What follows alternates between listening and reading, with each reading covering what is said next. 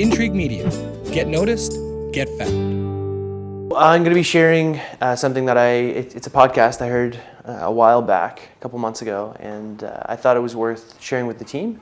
And instead of trying to present all the ideas, it's a 15-minute podcast, so I figured I'll play the podcast for you guys. It's from one of the mentors in my life, Andy Stanley. I really find he's got a lot of great ideas, and figured instead of me trying to translate all the conversation that happens in his 15 minutes, I figured it'd just be easiest to share with you guys. So it talks about the idea of managing tension, which I'm sure we have from time to time here. So the tension that he talks about is something, I think it's a lens that I'm starting to see things through a little bit, so I wanted to share it with you guys. So I'm going to play the podcast, and then we got a little bit of a journaling exercise afterward. Cool? Welcome to the Andy Stanley Leadership Podcast, a conversation designed to help leaders go further faster. On today's podcast, we'll talk about maintaining a healthy level of tension in your organization. Andy, today's topic is one that we first explored about 4 years ago, and since then it's really become part of the fabric of our organization. I guess the first time I heard you discuss it was in a talk you called The Opposable Leader. I originally named this talk The Opposable Leader in reference to our opposable thumb, the thing that sets us off, that sets primates apart from the rest of the animal kingdom. And essentially, the opposable thumb allows us to exert just the right amount of pressure to do things that, again, the rest of the animal kingdom can't do. I can pick up a contact lens with my thumb and forefinger, or I can pick up a baseball. And again, that pressure or that tension allows me to be productive in ways that, again, sets us apart. And so I think this is a great word picture for this whole idea of managing tension, understanding the importance of tension, because when you pick something up with your thumb and the rest of your hand, you are creating just the right amount of tension to be productive. And the right amount of tension, the proper tension, is absolutely necessary for productivity. But in a lot of organizations or, with certain personalities, the goal seems to be to get rid of all the tension. So that's why we're talking about this today. And as you mentioned, we first introduced this terminology into our organization about 4 years ago. And I'm glad we're talking about it again, because I think you would agree it's amazing how often this terminology around tensions to manage versus problems to solve. This has become so much a part of our organization and organizational conversation, and we are seeing now the advantage of introducing that kind of language. My guess is that in every leadership team meeting, this comes up at some point. And again, it created a category for us, and I think we're a better organization because of it. Andy, I bet the idea of healthy tension is an oxymoron for some of our listeners. They think, if I'm a good leader, there won't be tension in my organization. Yeah, actually, I thought that for a long time. I really believed that my goal as a leader was to get rid of all the tension, make things smooth, make sure there were systems in place that, because tension sounds like friction, and friction causes things to break down. And so, I would just run around trying to make sure there wasn't any tension, and I was exactly wrong. And I think the reason I was wrong is that I confused two important ideas, the idea of conflict and tension. Conflicts need to be resolved, but there's a difference between conflict and healthy tension. And so that's why we created this terminology. That's why we're talking about this again today. Organizationally, try to resolve all the tension is the equivalent of cutting off my thumb. I cut off my thumb and I can't create the pressure or the tension, but then I've undermined my own productivity. So again, it's a fine line, but it's a very important distinction. In fact, Andy, you take it one step further and say a certain amount of tension is necessary for a healthy organization. Yep. Can you give us examples? Well, in our world, we are we're a church or a group of churches, but we are a production organization. It's Sunday to Sunday, it's Sunday night to Sunday night. We just produce. So one of the tensions that we wrestle with all the time is the tension between excellence and resources. We want every production to be excellent, but you can excellent your way into bankruptcy. At the same time, we want to be fiscally responsible. We want to be good stewards of resources, but we could be so careful of our resources that it undermines our excellence, which undermines our attendance, which undermines our resources. So if you go to either extreme, you find yourself in trouble. So which is most important, excellence or resources? The answer is yes. They're both extremely important, but it creates an ongoing tension. And we've discovered for our organization, this is a tension we must manage. This is not a problem that can be solved or even should be solved. And another great example I think that we manage all the time is the tension that exists in a matrix organization. Yeah, if you lead an organization where you have direct line and dotted line accountability and responsibility, then you understand this well. This is true with franchises. This is true with banks. This is true basically in any organization where there's distributed work going on. Mm-hmm. So there's in that organization, like in our organization, there's always a tension between the role of the corporate organization and the field organization. Both have important roles. Both have necessary roles. Both have certain values and a certain priority of values. But because of that, there is an unavoidable tension. And if you try to solve that tension by saying one is more important than the other, then of course you risk losing the value of the other. So there's a built-in tension. And again, once an organization or once a leadership team recognizes that, then again you say, oh, there it is again, as opposed to trying to solve something that again, and here's our point, that really shouldn't be solved. It can be solved, but again, I could cut off my thumb and I've solved a problem, but I've created, a lot more problems. Right. Andy, I think most everyone would agree with what you've said so far, but what do you say to those people who say, I've seen how destructive tension and conflict can be? Well, we all have. And I think when conflict becomes destructive, that is a personality problem. And in some ways, it's a leadership problem because as a leader, my responsibility is to make sure all the cards are on the table, everybody's voice has been heard, and then to help people manage through the tension. And again, this is why it's so important, I think, for organizations and industries to identify this is a problem to solve, but this is a tension we are choosing to manage. Because what we've discovered in these 4 years is that once we identified and named those tensions, when those arise, it takes the edge off the conversation because everybody already knows. We know that, you are on this side of this issue and you are to bring the full force of your personality and resources to the conversation just as the person on the other side of that conversation is as well. But when all is said and done, we've already recognized this is a tension we're managing. We're going to stay between certain guardrails. I don't want anybody to quit arguing their point, but we've already recognized it would undermine our success to resolve this either way. Andy, you've given our staff 3 questions to ask to determine if it's a problem to solve or a tension to manage. The first is, does this problem or tension keep resurfacing? Exactly. Once a problem is solved, it should pretty much stay solved.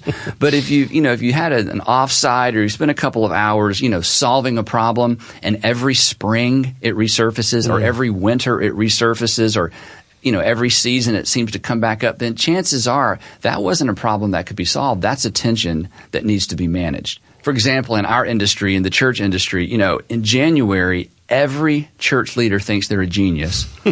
And when June rolls around, they feel like a failure. Why? Because in January, people go back to church and they go back to health clubs and the vitamin shops are full. In June, everybody goes on vacation. Well, it would be crazy for us to decide in January, we need to create more space. This is a problem to solve. At the same time, once June rolls around, it would be a mistake for us to lay off staff because, oh no, the world has come to an end and, people are leaving our church. Now, that's kind of a silly illustration, except for the fact that in certain industries and certain companies, there are rhythms, and every organizational rhythm brings with it a certain number of tensions that have to be managed in the rhythm or in the business cycle of the organization. So again, once those are recognized, once you name them, then again, it takes the tension out of the conversation when things swing way to the left or way to the right. So the bottom line is if a problem continues to resurface, that is probably not a problem to be solved, but a tension that needs to be managed. The second question is, are there mature advocates on both sides? Right. When you're sitting in a meeting and there are people that you trust who are competent, who are on opposite sides of an issue, and they just kind of refuse to give in, then chances are you've bumped up against a tension that needs to be managed rather than a problem that needs to be solved. And that's when, as a leader, you say, okay, time out. You're both right. To let either of you win is to undermine the success of the organization. So how do we manage this tension? I don't want anybody to back down. I don't want to talk anyone out of their viewpoint. This is a tension that needs to be managed. How do we go forward with that? So how does a point leader navigate letting both sides succeed enough to maintain the tension? I was afraid you were going to ask that. Actually, the goal is to figure out how to maximize the upside of each view and to minimize the downside Maximize it, because again, if there's a tension, then there's a sense in which both sides are right about something. So how do I maximize? How do I leverage and get the most out of what they're both right about, while at the same time minimizing what, would be to the detriment of the organization if we, quote, let them win. So as the leader, I have to learn how to be an advocate for both sides. And if your leaders or the people that report to you ever sense that you really are on one side or the other, they will either be emboldened or they'll feel defeated. So essentially, we need passionate people who will champion their sides, but we need mature people who will understand this reality. But Andy, what if you have someone who just has to win?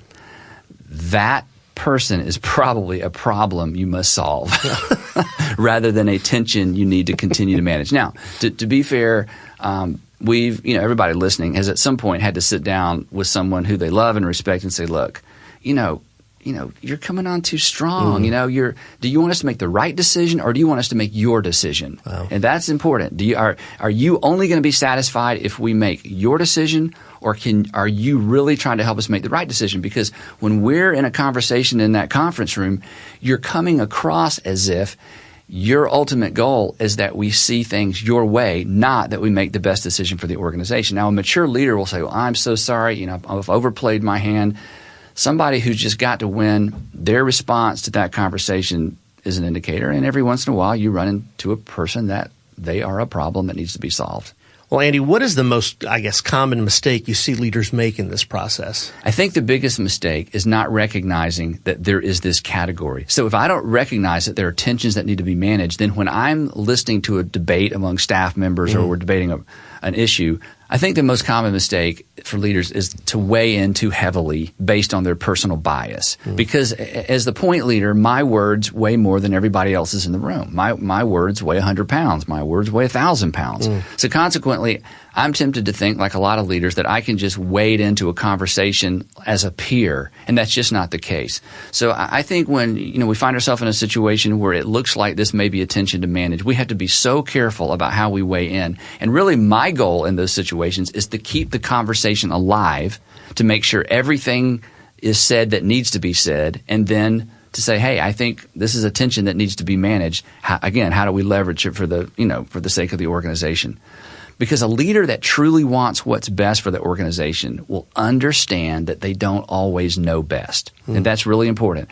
A leader who really wants what's best for the organization will recognize that they don't always know best. So they need to listen and then recognize that, again, this isn't about winning. This is about a win for the organization. I learned early on that it was best for me not to share my opinion too soon, or in some cases at all in some discussions, that I just had to keep my mouth shut. Because depending on who was in the room, my opinion could end the discussion. My opinion could give such weight to one side of a discussion that the other side feels like, well, why are we talking about this now that we know what the boss wants to do? Discussion ended. So, part of wisdom in navigating this is deciding when or if, our opinion should even be shared. Because again, the goal is to make the right decision. And one more thing on that subject. I think it's so important for point leaders to listen long enough to where they feel like they could be an advocate for the side that they came into the meeting disagreeing with. Because everybody, when you hire great people, there's a reason they're arguing their point. These aren't, there's a reason. And until I can understand their passion, and until I can understand what it is that makes them so adamant that, they need to be heard, then I'm not even ready to wade into the conversation. It's what Stephen Covey taught us a long time ago: seek to understand before seeking to, to be understood. Right. And this is that. And again, when a leader can do that, I think that's when they recognize, we've got strong people, we've got, informed people on both sides of this.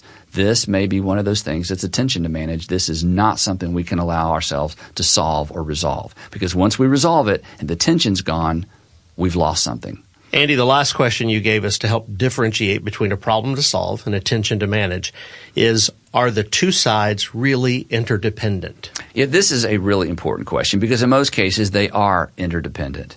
Again, if we decide, hey, we're just all about excellence, then eventually, we put ourselves out of business financially. If we're all about saving money and we cut back on excellence, then eventually we have environments no one wants to attend. So there really is interdependence. And when you run into interdependence, you've run into attention to manage, because that's the nature of interdependence. I think the arena where most of our podcast listeners can truly get this is at home.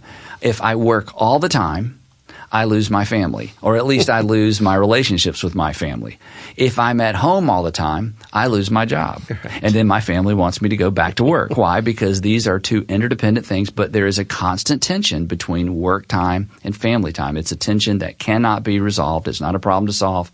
It is a tension that every family has to manage. Well, Andy, as we end today's podcast, any final thoughts? My final thought would be an action item.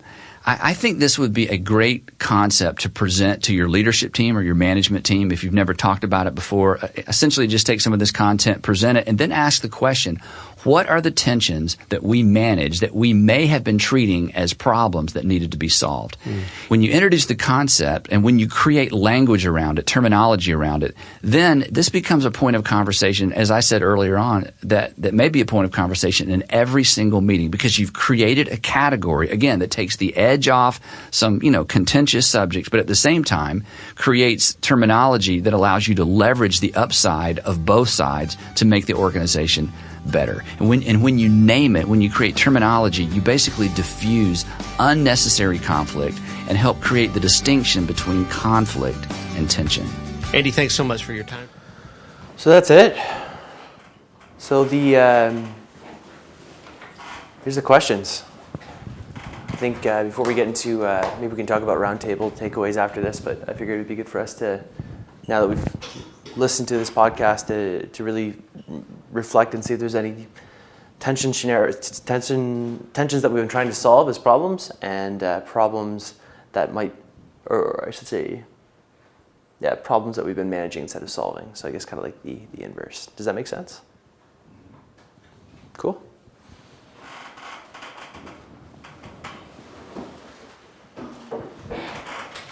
Anybody want to share? Sure, I'll kick us off.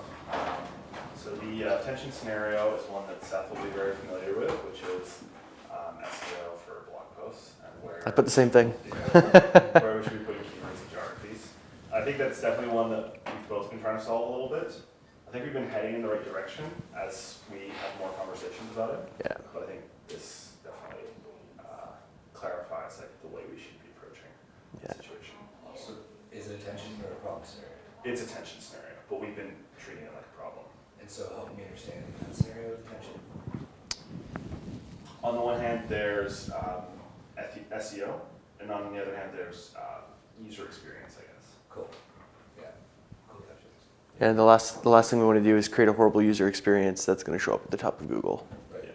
and then vice versa. Yeah. Create a great user experience that no one's going to see, right? Yeah. Another way to frame it would be like writing for humans versus writing for robots. Yeah. No, it's great. Yeah. Yeah. Awesome. I'm glad we both put it down. It was like the first thing that jumped to mind. Cool. For the other one, I couldn't really think of anything that I've been managing instead of solving. I think generally, as like a culture, we tend towards, and I don't mean like treating like Western culture, we tend towards solving problems rather than managing attention. So it's kind of neat to extra lens over things. Intrigue Media. Get noticed, get found.